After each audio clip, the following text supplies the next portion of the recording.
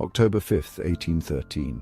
Smoke fills the air as musket fire echoes across the battlefield. On one side, American forces push forward, determined to secure control of the Northwest Territory. On the other, a coalition of Native American warriors and British troops make their last desperate stand.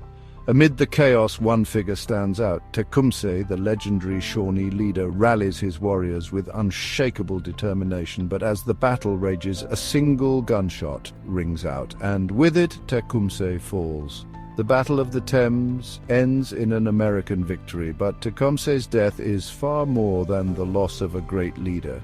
It's the death of a dream of a unified native confederacy capable of stopping the relentless expansion of the United States. But how did it come to this? How did Tecumseh rise to become the most feared and respected Native American leader of his time? And why did his death mark a turning point that would change the course of American history forever? To understand, we have to go back to the early 19th century, when the young United States was a fragile experiment, hungry for land and power, and Tecumseh's vision threatened everything.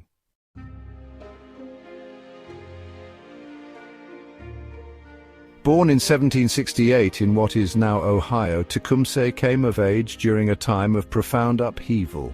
As settlers pushed westward, they brought devastation to native lands, lives, and cultures.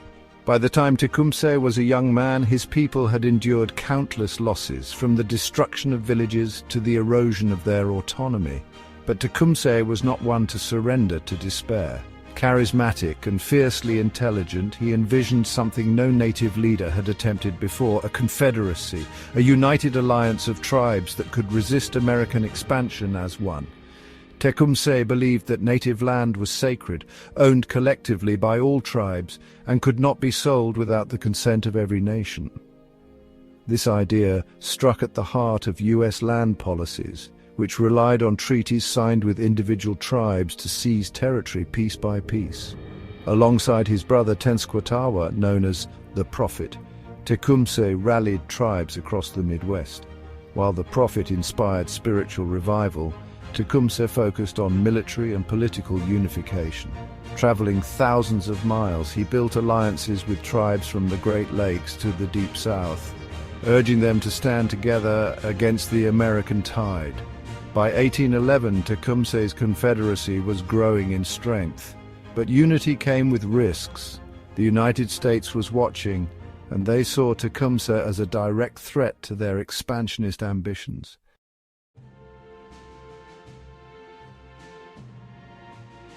By the early 1810s, Tecumseh's confederacy had become a thorn in the side of the United States government. His unifying vision was more than just a native resistance movement.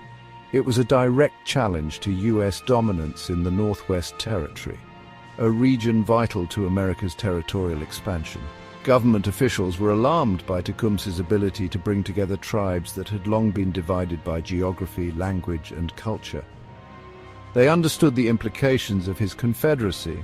A united native force could stall or even reverse the westward expansion of settlers.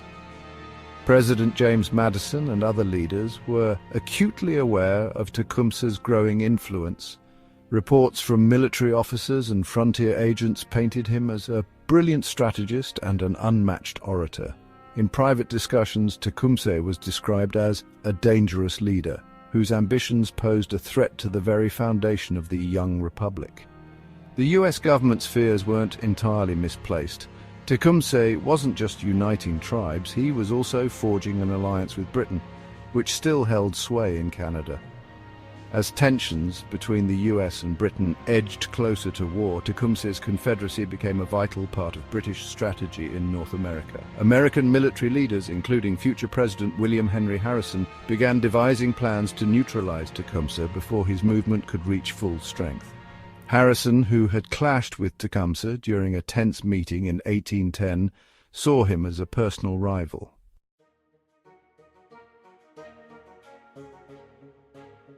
In 1811, the growing tension between Tecumseh's confederacy and the U.S. government erupted into open conflict. While Tecumseh was away in the south, rallying more tribes to join his alliance, his brother Tenskwatawa, the prophet, remained behind to hold the line at Prophetstown, the spiritual and strategic heart of the Confederacy. William Henry Harrison, now the governor of the Indiana Territory, saw an opportunity. With Tecumseh absent, Harrison led an army of over 1,000 men to confront the Confederacy at Prophetstown. His goal was simple: to strike a decisive blow that would dismantle Tecumseh's movement before it could grow any stronger. The prophet, confident in his spiritual guidance and the strength of his warriors, made a fateful decision. On the night of November 6, 1811, he launched a surprise attack on Harrison's camp. But the U.S. forces were prepared. A fierce battle broke out in the early hours of the morning, with both sides suffering heavy casualties. By dawn, it was clear that the Confederacy had been defeated. Harrison's men burned Prophetstown to the ground, destroying the spiritual center of Tecumseh's alliance. While the Battle of Tippecanoe wasn't a complete military victory for the U.S., it shattered the confidence of many tribes in Tenskwatawa's leadership and weakened the unity of the Confederacy. For Harrison, the clash at Prophetstown was a personal and political victory, a chance to solidify his reputation as a defender of American expansion. But for Tecumseh, it was a devastating setback. When he returned to find his people scattered and their base destroyed, his vision of a united Confederacy seemed more distant than ever. Yet Tecumseh was not a man to surrender easily. Prophetstown may have been lost, but his resolve to resist U.S. expansion only grew stronger, and soon a larger conflict would provide him with the opportunity to fight back.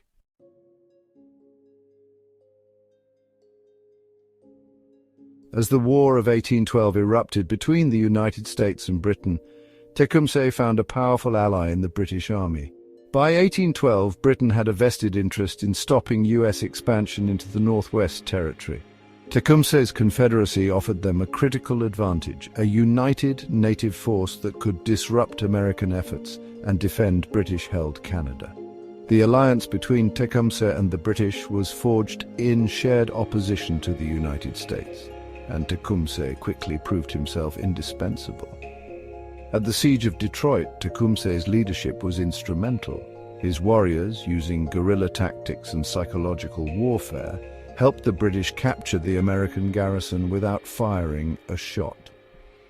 Tecumseh's bold maneuvers and commanding presence made him a feared and respected figure on the battlefield. Over the next year, Tecumseh's forces fought tirelessly in key battles across the Northwest. But Tecumseh, ever the realist, knew what was coming. He reportedly told his warriors, "The Great Spirit is calling us, and I am going to the big council fire of my nation."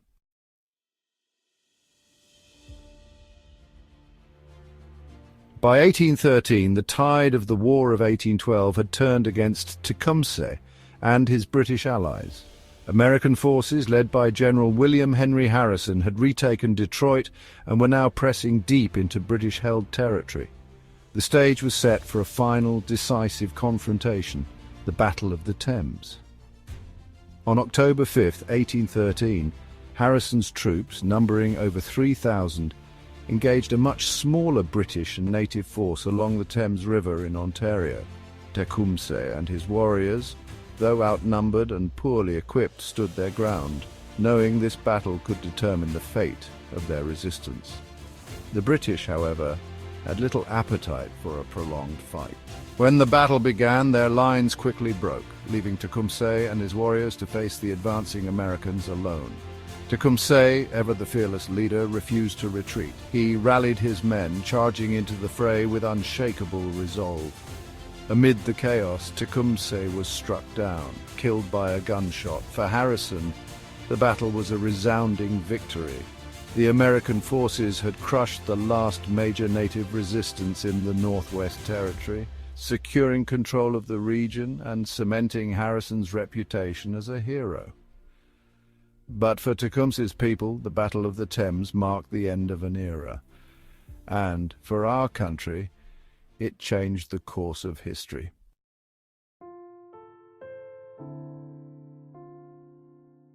With Tecumseh gone, his dream of a united native confederacy collapsed.